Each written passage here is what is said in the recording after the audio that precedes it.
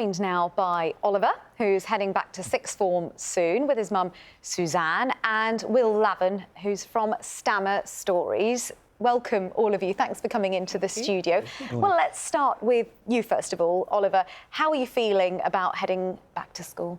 I'm quite excited, really. Yeah, looking forward to finishing school, really finishing sixth form, and then moving on to what comes next. And what's been your experience generally? Have you found that people have been quite supportive? Yeah, I think I've been quite fortunate that all of my schools have been really quite supportive with my stammer, and they've really known what to do and how to support me with it. William, your experience is a bit different though, wasn't it? Talk us through that. So I, growing up, had quite a severe stammer. I had speech and language therapy for the first 10 years of my life. And being William, my name was always at the end of the register. So the whole class would say my name really snappy, quick.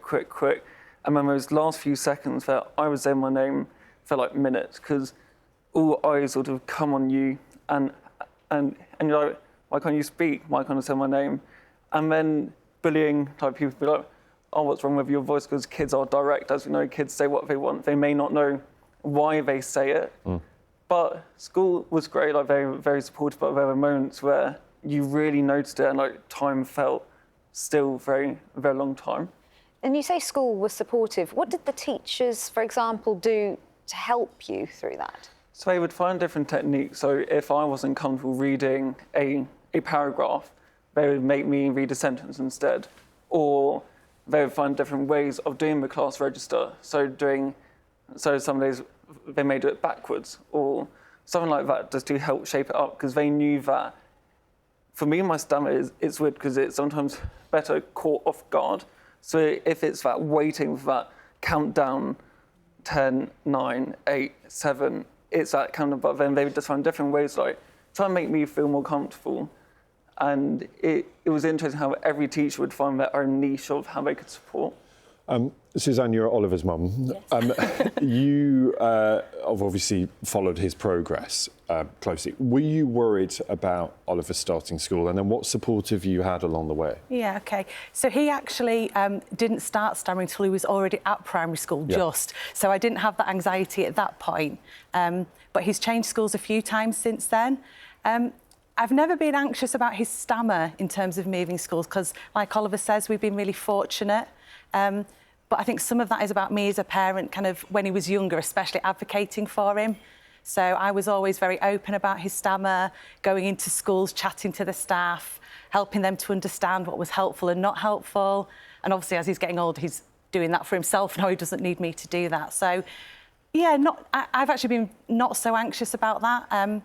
But I do, I run some parent groups for the charity STAMMA, and always on every group we run, parents are concerned about that start of school or transition. What is their biggest worry? I think they're worried about, will teachers know what's helpful and not helpful? Because actually there's not a lot of education for staff in schools about stammering.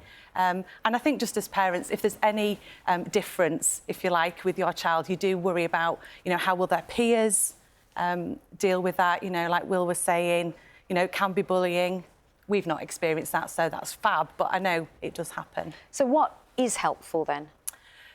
So, I mean, obviously it's a bit of it's different for different people, isn't it? But not being put on the spot. With older children, just getting the teacher to ask them, actually, is there something that I can do that's helpful, something that isn't? The most important thing, really, for someone who stammers is just letting them speak, giving them time to finish. Yeah. And I was going to ask Oliver that. I mean, what makes the biggest difference? What has helped you most during your school career? It is just taking time and letting people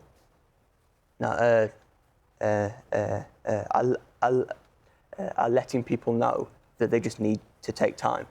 And because it will come out eventually, it just may not be instant or exactly when I want it to. And William talked about his experience with other children, his peers, and your mum just mentioned you haven't had the same issues. So how have your classmates reacted or been supportive or otherwise? I think that my friends have been quite supportive, really. They've just acknowledge that it's a part of me and I can't change it, you know, just like many other things that are different about everyone. You know, everyone's different.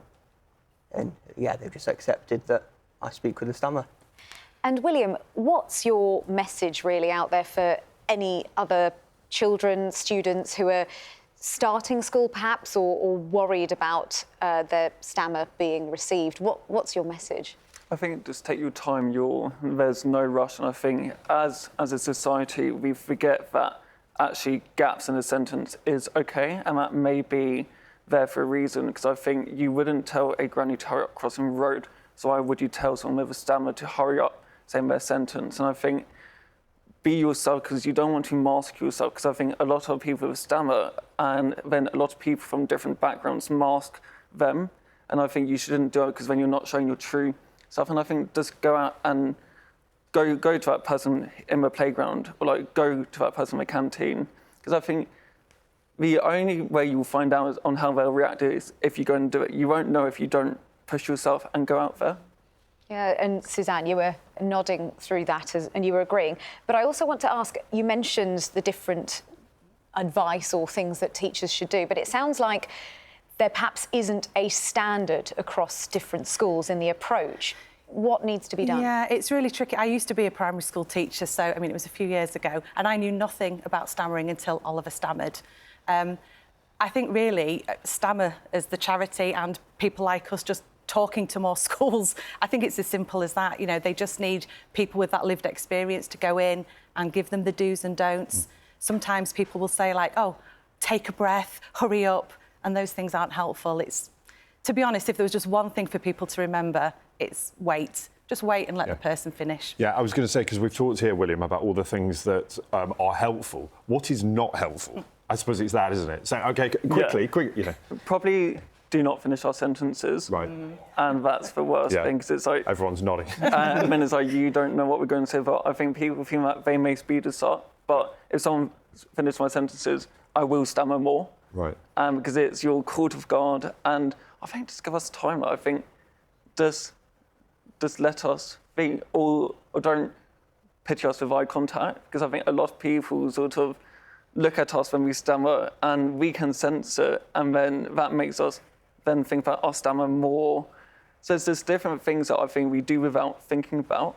Oh, that's interesting, the eye contact one. Hadn't thought about that. And Oliver, is there anything that you've found that you would want to get across to other people in terms of what helps and what doesn't?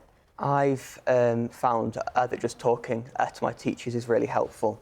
So I guess I've spoken to all of my teachers about what works for me, but what works for me won't work for everyone. Of course. So yeah, I'd really encourage people just to speak to the people around them and let them know exactly what you need.